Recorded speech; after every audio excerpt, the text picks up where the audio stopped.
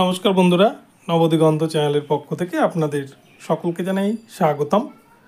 তো এই ভিডিওতে আমি আপনাদের এমন একটি গুরুত্বপূর্ণ মন্তব্য শোনাবো, যেখানে কিন্তু ত্রিপুরার মুখ্যমন্ত্রী মানিক সাহা এই যে 25,753 চাকরি বাতিল করেছে ইতিমধ্যে কলকাতা হাইকোর্টের বিশেষ ডিভিশন বেঞ্চ, সেই চাকরি বাতিল প্রসঙ্গে সুপ্রিম কোর্টে যে মামলা বর্তমানে বিচারাধীন অবস্থায় চলছে, যার শুনানি কিন্তু আগামী 16 জুলাই 2024 তারিখে রয়েছে।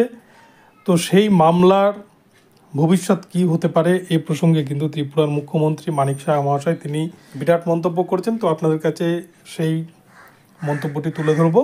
তো আপনারা সম্পূর্ণ ভিডিওটি স্কিপ না করে প্রথম থেকে শেষ পর্যন্ত দেখুন। এই ভিডিওতে আপনারা অনেক ইনফরমেশন পেয়ে যাবেন।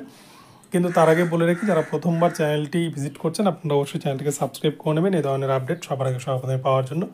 তো চলুন তাহলে আমরা এবার আজকের এই আপডেটটি বিস্তারিত দেখে নিই। তো বন্ধুরা, ত্রিপুরা প্রসঙ্গ কিন্তু আবারও উঠে আসছে নিয়োগ দুর্নীতি কাণ্ডে।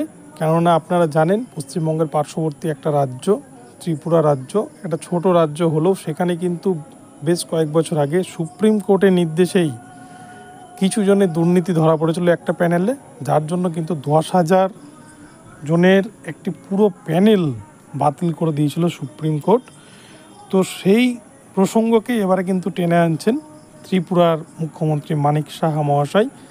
তিনি বঙ্গে ভোট প্রচারে এসে বিজেপির হয়ে প্রচার ছাড়েন এবং সেক্ষেত্রে তিনি কিন্তু মঞ্চে উঠে একাধিক ভাষায় আক্রমণ করেন রাজ্যের শাসক দলকে, এবং তার সাথে সাথে তিনি এটাও বলেন যে ত্রিপুরায় বিজেপি সরকার আসার আগেই কিন্তু 10,000 জনের একটা পুরো প্যানেল বাতিল করে দিয়েছিল সুপ্রিম কোর্ট। তাই ভারতীয় বিচার ব্যবস্থা অনুসারে কিন্তু পশ্চিমবঙ্গ থেকেও 26,000 শিক্ষকের চাকরি আগামীতে বাতিল হতে চলেছে, এমনই কিন্তু মন্তব্য করেছেন ত্রিপুরার মুখ্যমন্ত্রী মানিক সাহা মহাশয়।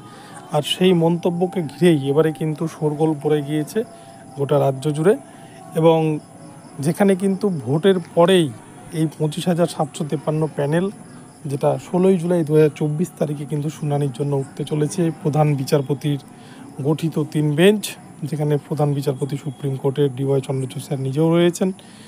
তো আগামী 16 জুলাই কী হবে সেটাই দেখার। তবে সিবিআইয়ের যে চাঞ্চল্যকর তথ্য উঠে আসছে এবং স্কুল সার্ভিস কমিশন সমস্ত কিছুকে কিন্তু একটা ধামাচাপা দেওয়ার চেষ্টা করছে।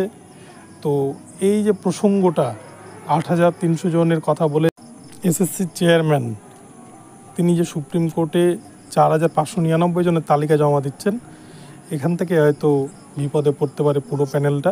তো যাই হোক, 16 জুলাই দিনটি খুব ভাইটাল। তো ত্রিপুরার মুখ্যমন্ত্রীর কথা অনুযায়ী আগামীতে কি হতে চলেছে এখন সেটাই দেখার। তো ভিডিওটি ভালো লাগলে চ্যানেলটিকে সাবস্ক্রাইব করে দেবেন এবং এই ধরনের আপডেট পেতে চ্যানেলটি ফলো করতে থাকুন। ধন্যবাদ।